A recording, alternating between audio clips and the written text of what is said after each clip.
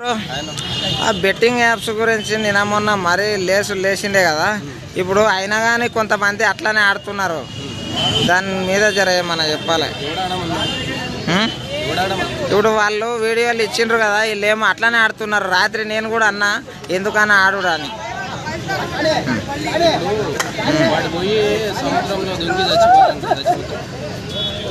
ఇంకోటి వాడు పెండ తినమంటాడు, తింటావు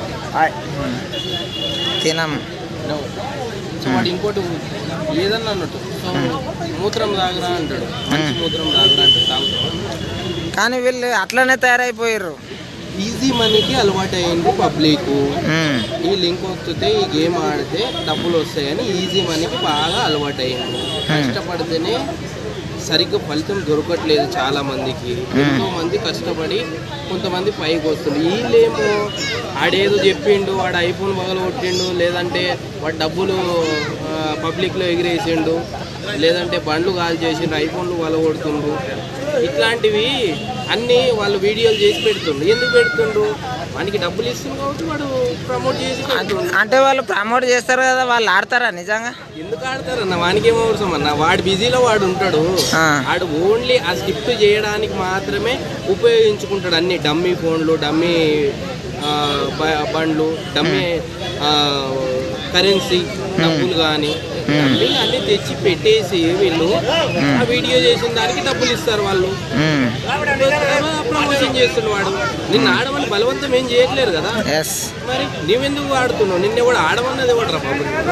నువ్వు ఆడు అని బలవంతం చేస్తుందా? ఈజీ మనీకి నువ్వు అలవాటు అవుతున్నావు కదా.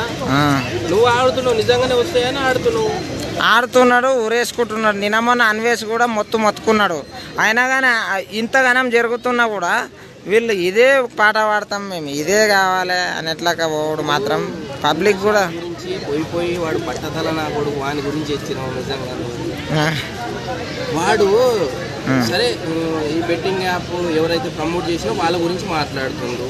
వాళ్ళని జైల్లో వేస్తే ఆగిపోతుందా బెట్టింగ్ యాప్? ఆగదు కదా. మళ్ళీ నడుస్తాడు వాడు, కాకపోతే ఇంకోటి ప్రమోషన్ చేస్తాడు. వీడు మాట్లాడాల్సింది ఏది? పట్టతల నాన్వేషన్ గాడు మాట్లాడాల్సింది ఏది? అసలైనోడు ఎవడు? ఆపరేటర్ ఎవడు చేస్తుండు?